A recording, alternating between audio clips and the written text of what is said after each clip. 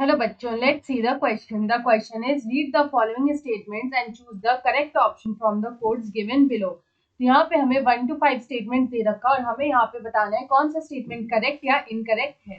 तो एक एक करके हम लोग यहाँ पे सारे स्टेटमेंट को चेक कर लेंगे। तो यहाँ पे जो हमारा फर्स्ट स्टेटमेंट दे रखा है वो लिखा है loading of phloem is related to increase of sugar in the phloem. तो यहाँ पे अगर हम लोग बात करें तो यहाँ पे जो हमारा फर्स्ट स्टेटमेंट दे रखा है वो है about loading of the sugar.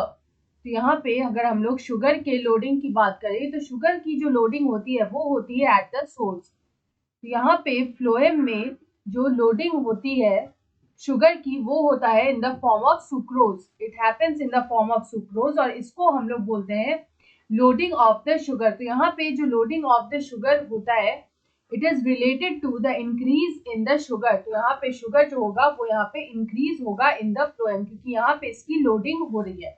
तो हमारा जो फर्स्ट स्टेटमेंट है वो यहाँ पे ट्रू है। उसके बाद हम लोग यहाँ पे सेकंड स्टेटमेंट को चेक करेंगे। तो यहाँ पे सेकंड स्टेटमेंट में लिखा है कि active loading of sugar in sieve tube of phloem is driven by proton pump. तो यहाँ पे जो लोडिंग हो रही है अगर हम लोग यहाँ पे बात करें फ्लोएम में जो शुगर की जो लोडिंग हो रही है लोडिंग ऑफ द शुगर ये एक एक्टिव प्रोसेस है। It is an active process. Active process वो प्रोसेस होता है which happens against the concentration gradient. तो यहाँ पे ये एक्टिव प्रोसेस है मतलब यहाँ पे इट हम लोग बोल सकते हैं happens against the concentration gradient. Against concentration gradient जो होता है उसको हम लोग बोलते हैं एक्टिव प्रोसेस। तो यहाँ पे इस तरह का जो प्रोसेस होता है इसमें यहाँ पे एटीपी यूज होता है। यहाँ पे हम लोग बोल सकते हैं एटीपी इज यूज्ड। उसके बाद अगर हम लोग यहाँ पे थर्ड देखें तो यहाँ पे थर्ड स्टेटमेंट लिखा है कि sugar is loaded into the companion cells bye passive transport. तो यहाँ पे ये स्टेटमेंट जो है वो हमारा यहाँ पे फॉल्स हो जाएगा। तो यहाँ पे ये स्टेटमेंट फॉल्स क्यों होगा इससे क्योंकि हम लोग जानते हैं कि यहाँ पे जो लोडिंग होती है वो यहाँ पे होता है बाय एक्टिव ट्रांसपोर्ट या फिर हम लोग बोल सकते हैं बाय एक्टिव प्रोसेस। तो यहाँ पे sugar is loaded into the companion cells bye passive transport. तो ये हमारा फॉल्स हो जाएगा क्योंकि यहाँ पे ये होता है बाय एक्टिव ट्रांसपोर्ट।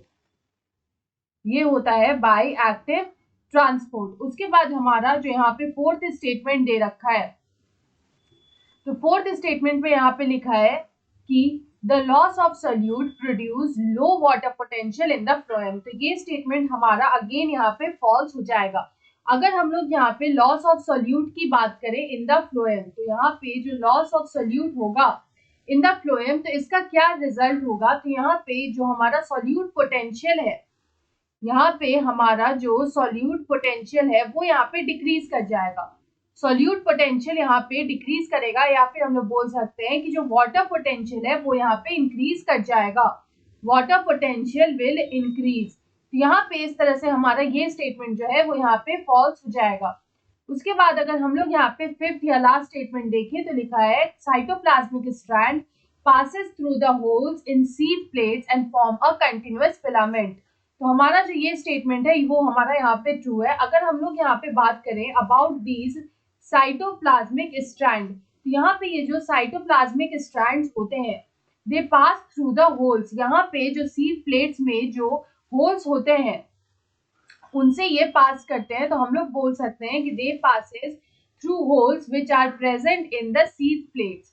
यहाँ पे जो सीव प्लेट्स में जो होल्स होते हैं ये उसके थ्रू यहाँ पे पास करते हैं और यहाँ पे ये कंटिन्यूअस फिलामेंट को फॉर्म करते हैं। As a result continuous filament जो होता है वो यहाँ पे फॉर्म होता है। Continuous filament is formed. तो यहाँ पे अगर हम इस क्वेश्चन का करेक्ट आंसर देखें तो हमारा देख सकते हैं कि ऑप्शन बी में दे रखा है 3 and 4 are incorrect while 1, 2 and 5 are correct।